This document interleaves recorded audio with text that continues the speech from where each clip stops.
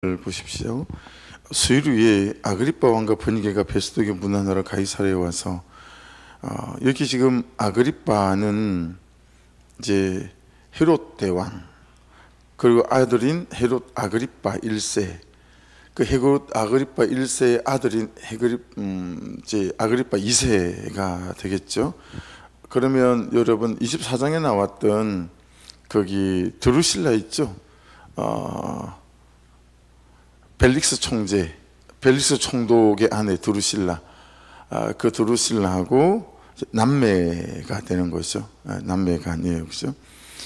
그래서 이제 앞에 왕이 죽고 난 다음에 지금 왕이라고 나오지만 여러분 지금 로마에게 정복당한 상태잖아요. 그렇기 때문에 실권을 갖고 있지는 않아요.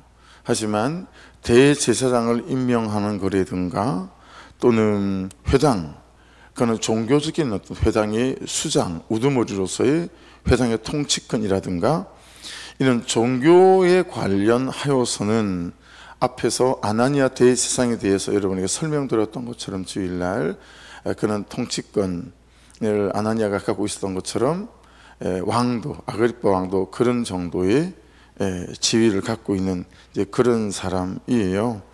근데 그런 지역에 로마 총독이 새로 부임을 한 거잖아요.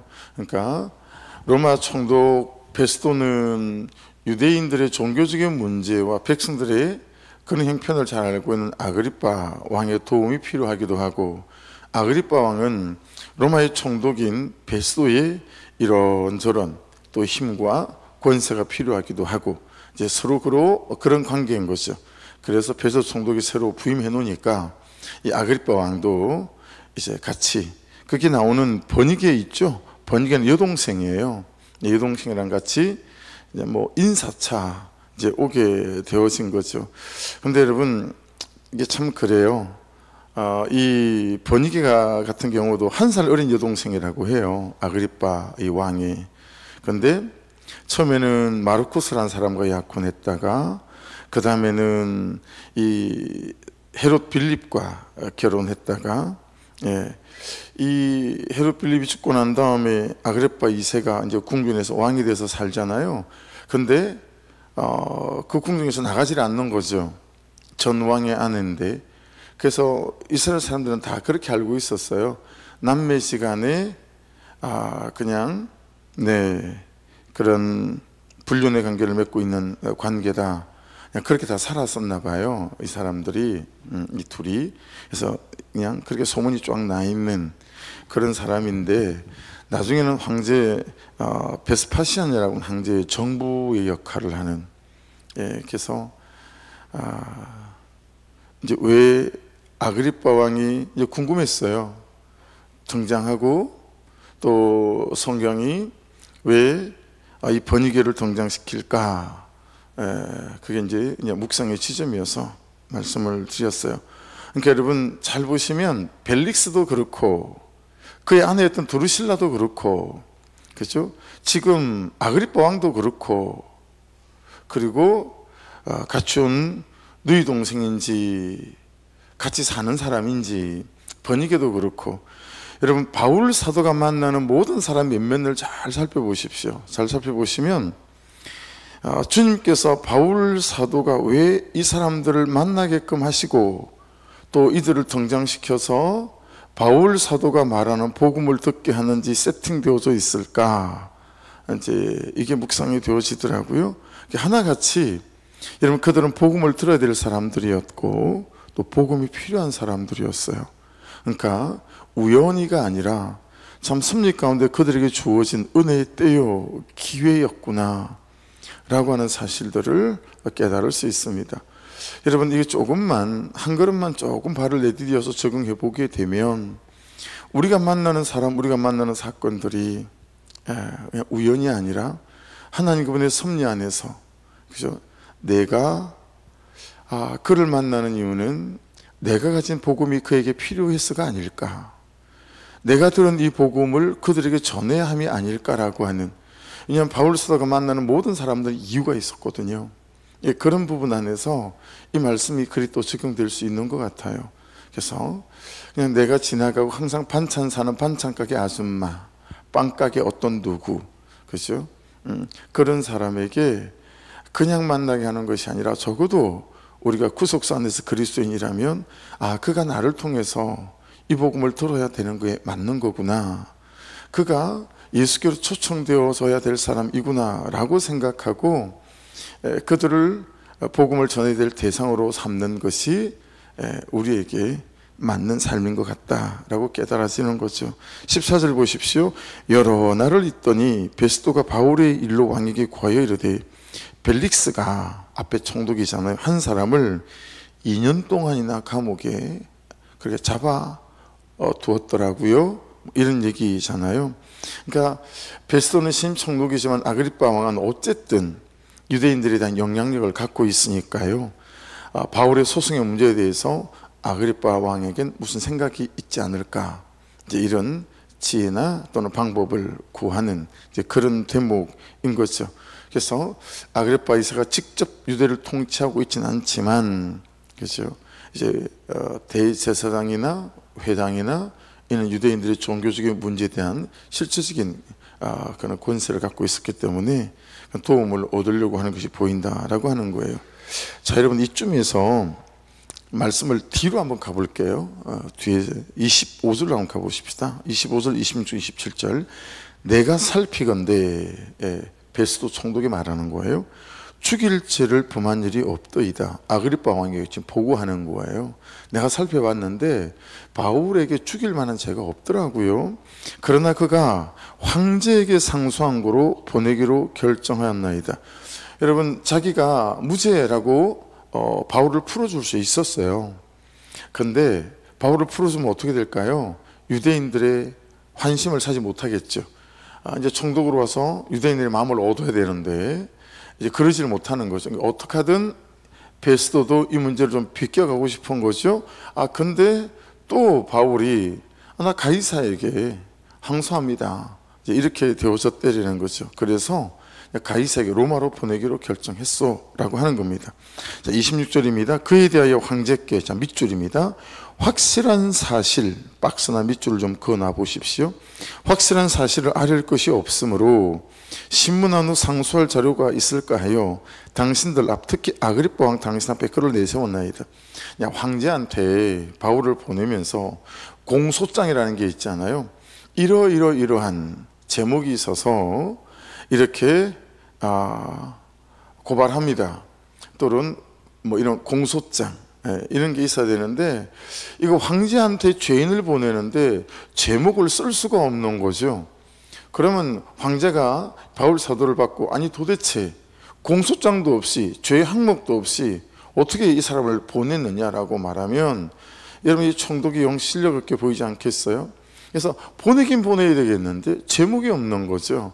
그러니 아그리빠 왕 당신이 좀 보고 이 공소장에다가 바울 사도가 무슨 죄가 있는지 좀 써서 보낼 수 있도록 좀 도와주시오 라고 하는 얘기예요. 27절. 그 제목도 밝히지 아니하고 죄수를 보내는 것이 무리한 일인 줄 아나이다 하였더라. 그래서 베스도 총독이 이제 아그리빠에게 자문을 요청하게 되어졌다라고 하는 것입니다. 여러분, 26절을 다시 한번 보십시오. 그에 대하여 황제께 확실한 사실을 아릴 것이 없으므로, 바울에 대해서 황제에게 보고할 확실한 사실이 없다라는 거예요. 근데 여러분, 바울을 통하여 들은 확실한 사실이 하나 있죠. 그게 뭐예요? 19절로 가보시겠어요? 오직 자기들의 종교와 또는 밑줄이죠, 예수라 하는 이가 죽은 것을 살아있다고 바울이 주장하는 그 일에 관한 문제로 고발하는 것뿐이라. 여러분, 확실한 사실이 하나 있어요.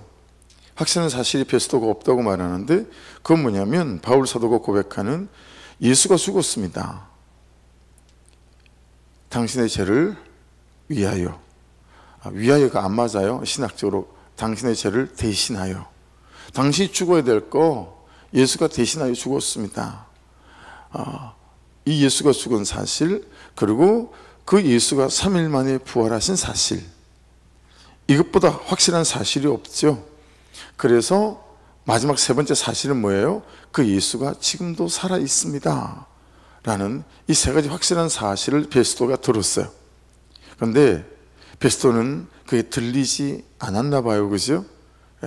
그래서 확실한 사실이 없다라고 고백합니다. 자, 이제 이쯤 되면 저와 여러분에도 그냥 그대로 질문이 되지 않나요? 여러분과 저에게는 예수가 죽은 것이 확실한 사실이고, 그리고 예수께서 부활하신 것이 확실한 사실이고, 그리고 예수께서 지금도 살아 역사하신다는 사실이 사실이냐? 아니면 그냥 지식적인 믿음. 이순신 장군이 우리나라를 구했지만, 임진왜란, 그 이순신 장군이 지금 살아있어서 나에게 무슨 도움을 줄 거라고 생각하지 않는 것처럼, 예수가 역사 속에 있었던 건 사실이지만 지금 그 예수가 나에게 어떤 도움도 어떤 역사도 일으킬 수 없다라고 하는 이 역사적 사실로만 예수를 믿는 것이 지식적인 믿음이죠. 역사적인 믿음이에요. 그죠? 그렇게 믿고 있는지 이제 점검돼야 되겠죠. 그래서 이스라엘 있어 보면요, 유대인들은 비행기를 타고 이륙하잖아요. 함성을 지릅니다. 박수를 치고. 워낙 그들에게는 테러가 많다 보니. 그리고 비행기가 착륙하잖아요. 착륙하고 비행기가 딱 서면 쓰고 있던 모자들을 막 비행기 안에서 막 집어 던지면서 함성과 박수를 쳐요. 무사히 도착해서 살았다 이거예요. 그러니 여러분, 이 사람들은 그게 일상이다 보니 우리나라 같으면 서울에서 여러분 부산에 가면서 기도하는 거죠. 아무 일 없도록. 이건 무슨 믿음이라고 하죠? 일시적인 믿음이라고 하죠. 예수 그리스도가 살아계신다는 게 확실한 사실이 아니라, 지금 그래서 여러분 전국에, 여러분 일산도 나가보십시오. 서울에 나가보시면 교회마다 뭐가 붙어 있냐면 수능 온종일 기도회 이런 거 붙어 있었어요. 우리도 그랬었어요. 근데 그새 복음을 붙잡고 난 뒤부터는 그러지 않아요. 일시적인 믿음 안에 이제 붙들려 있는 거죠. 그죠? 물론 그 마음은 100번 1000번 이해함이 있어요. 근데 진리로 붙들고 싶진 않다라고 생각한 거죠. 여전히 수능일 날에 또 와서 기도하는 분들이 있고, 그렇죠? 또 같이 기도하고 그들과 힘을 보태고 기도를 보태야 되겠지만, 이런 지식적인 믿음과 일식의 믿음 가운데 우리가 붙잡혀 있지 않은지. 왜냐하면 그러고 나면 다시는 기도하지 않잖아요. 자녀를 왜 무릎 꿇을 줄 모르잖아요. 그렇죠? 그냥 그때 그 일시적인, 그러니까 여러분 이게 확실한 사실인가? 예수라 하는 이가 죽은 것을 살아있다라고 바울이 주장하는 이 사실이 여러분 베스도에게는 그냥 들은 척 만척이었어요. 근데 우리에게는 어떤지, 묵상간증 오늘도 한번 읽어보십시다. 저는 큐티하는 공동체에서 20년간 구속사 말씀을 들었습니다. 오랫동안 말씀을 묵상하며 남편과 함께 직분을 감당하니 자녀들이 잘 자라리라 기대했습니다. 아이들이 초등학생 때에는 담임선생도 나무랄 데 없이 똑부러진 아이들이라며 칭찬하셨습니다. 그래서 저는 제가 아이들을 잘 키우는 줄 알았습니다. 근데 중학생이 된 큰딸이 청소년부 수련회에서 자기 몸을 지속적으로 자해한 사실을 고백했습니다. 내가 이만큼 말씀을 들었다고 생각하는 저희 교만을 무너뜨리고자 큰딸이 피투성이가 되어 수고한 것입니다. 현재 딸은 교회 공동체의 겉면으로 학원을 그만두고 정신과 약을 먹으며 상담을 받고 있습니다. 하지만 불안하고 힘들면 또다시 자기 몸을 자해합니다. 저는 그런 딸을 보며 잘하지 못하면 열심히라도 하고, 그것도 안 되면 태도라도 갖춰 공부를 성적을 꽤 좋게 받아오지 못했던 모양입니다. 그렇죠? 그래서 야, 잘하지 못하면 열심히라도 해. 그것도 안 되면 그는 태도라도 좀 보여. 이러고 맨날 20년간 큐티하던 엄마가, 그죠? 그렇게 자식을 키웠다는 거예요. 다그치던 제 악행을 회개할 수밖에 없었습니다. 그러자 제 기준과 틀이 점점 무너졌고, 마침내 하나님은 제 입에서 그저 딸이 살아만 있어서 좋으신 예수님을 만나기를 바랍니다 라는 고백이 나오게 하셨습니다. 오늘 본문에서 아그리빠와 버니게는 크게 위험을 갖추고 높은 사람들의 접견 장소에 들어옵니다. 반면 바울은 수년간 옥고를 치는 초라한 죄수의 모습으로 그들 앞에 섭니다. 그러나 죄인 중에 계신 자신을 구원하신 예수님의 부활을 전거하는 바울이야말로 성령의 위험을 갖춘 택자임을 봅니다.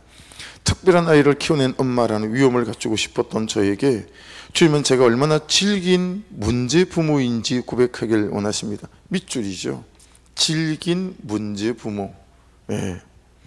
그리고 그런 저를 사랑으로 용서하신 예수님을 증거하라고 말씀하십니다.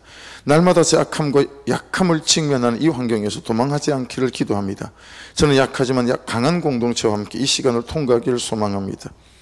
정말 질긴 문제 부모, 질긴 문제 남편, 질긴 문제 아내, 질긴 문제 목사, 질긴 문제 그리스도인 많잖아요, 그죠? 예수의 죽으심이 내게 사실이 안 되고 예수의 부활하여 살아계심이 나에게 실제가 안 된 그런 질긴 문제의 사람들이 얼마나 많이 있습니까? 그죠? 그러니까 여러분, 그들에게 필요한 것은 죄를 사신 예수와 부활하신 예수였어요. 오늘 본문에 나오는 다 모든 사람들이 그랬어요. 바울 사도를 만난 모든 사람들이, 그죠? 그들에게 필요한 건 죄를 사신 예수와 부활하신 예수였었어요. 그리고 그들에게 전해야 되는 것은, 가르쳐야 하는 것은 죽으시고 부활하신 예수였다라고 하는 것이죠. 여러분, 가장 먼저 가르쳐야 될 사람은 나 자신이에요. 내가 나에게 그렇게 가르쳐야 된다라는 거예요. 야, 예수가 내 죄를 죽으셨어. 그리고 그 예수께서 부활하시고 지금 살아계셔. 그러면 이것이 나에게 사실되지 않은 사람이 어떻게 이 사실되지 않은 사실을 누군가에게 사실이라고 전할 수 있겠어요? 그렇죠? 그러니까 정말 나를 위해서 가장 먼저 울고 나를 위해 가장 먼저 울어야 되고 가장 많이 울어야 된다라고 하는 것 같아요. 예. 참 이 사실이 실제인 나에게도 이것들이 때때로 안 되고 엎어지고 자빠질 수두룩하니 어찌하면 좋습니까? 그렇죠? 그러니까 여러분 보세요. 이거 하나 주면 부모의 책임을 다한 거예요. 정말 예수 이름으로 여러분 부탁드립니다. 우리 자녀에게 예수가 죽었고 예수가 부활하셨고 그 예수가 살아계셔. 내가 만난 이 사실이 우리 자녀에게 사실될 수 있다면 그건 부모의 책임을 완벽하게 다한 거예요. 그렇죠? 이거 주지 못하면 부모로서 아무것도 주지 못한 거예요. 예. 죽으시고 부활하시고 살아계신 예수. 여기에 우리의 자녀의 교육이 집중되어졌어야 됐었는데, 예. 여러분 제가 한 실패를 여러분이 하지 않기를 주의 이름으로 축복합니다. 성적 아무 필요 없습니다. 예. 좋은 대학 그거 진짜 여러분 쓸데가 없는 거예요. 예. 여러분 주변에 그런 사람들 보지 않으십니까? 오빠 중에, 예. 친구 중에, 가족 중에 그 좋은 것들을 가졌지만 처참하게 사는 사람들 좀 많이 봤거든요. 그런데 참 세상이 볼 때는 초라해 보이지만, 예. 그래서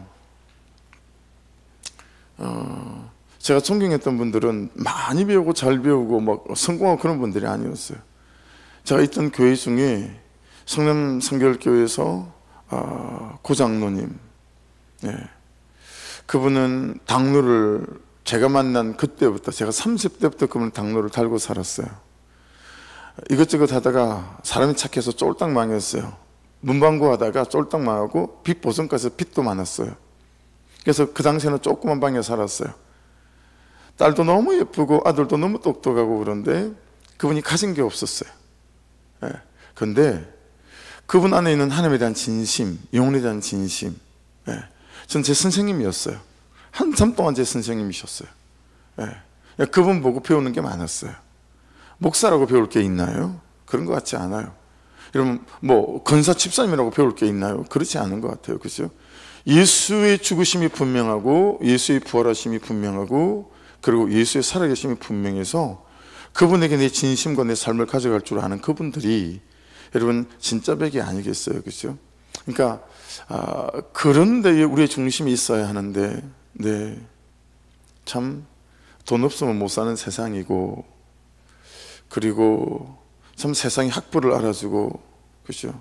세상적인 어떤 사회적인 포지션을 알아주고 그러다 보니 우리가 자꾸 그쪽으로 기울어지는 것 같아요.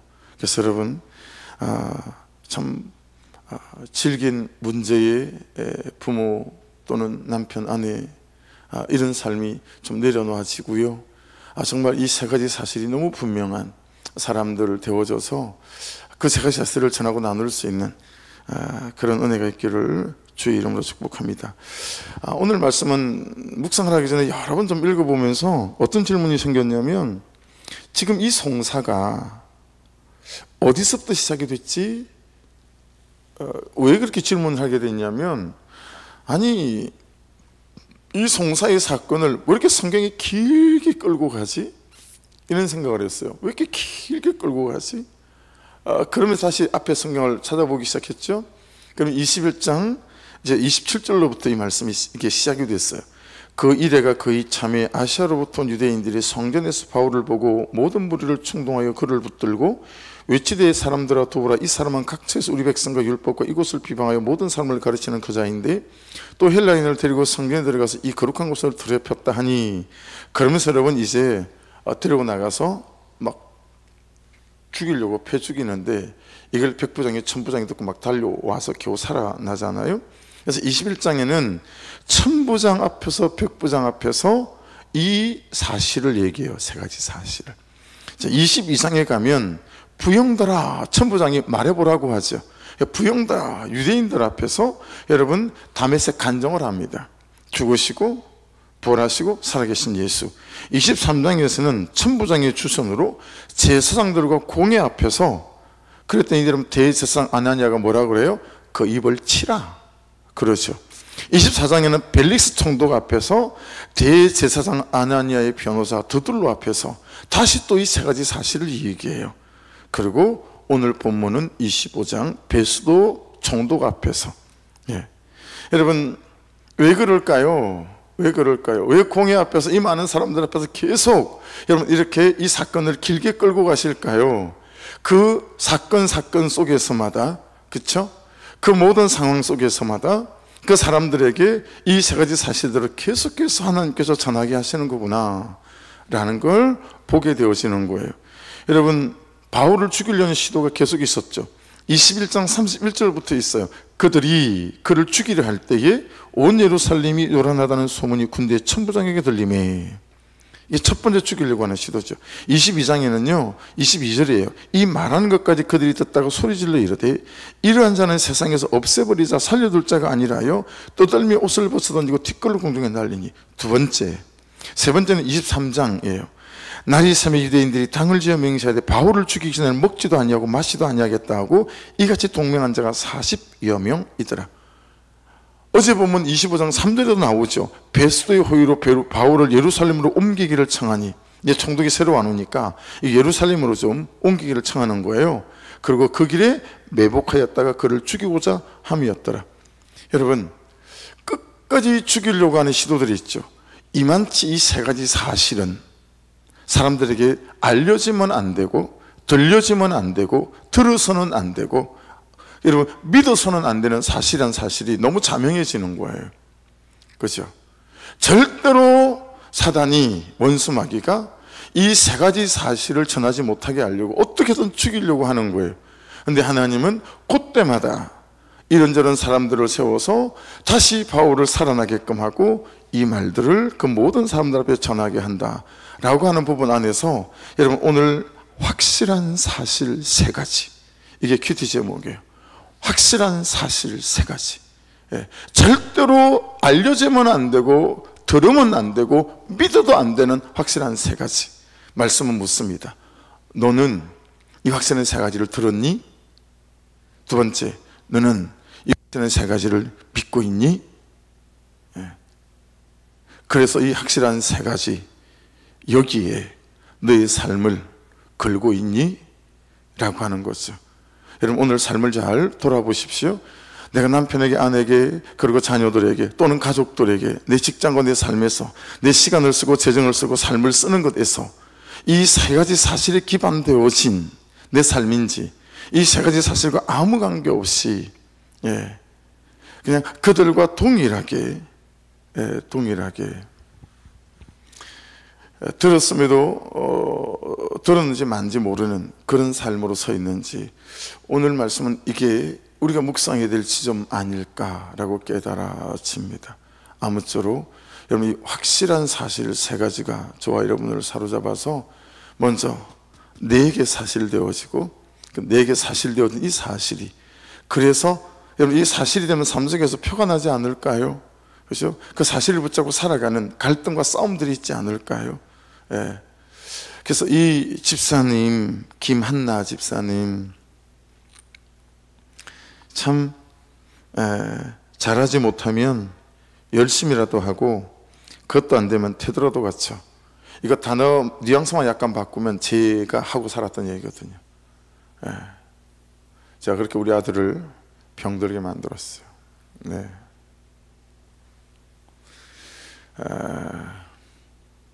여러분 혹시 이러고 살아가고 있지 않은지. 이 아침에 세 가지 사실이 확실한 나의 사건, 사실이 되어지고, 그래서 내 삶이 그 사실에 바탕에 둔 삶을 사는 거예요. 그래서요, 아무 말도 안 했는데 내 자녀들이 그런 내 삶을 보고 예수가 살았다는 사실을 아는 거죠.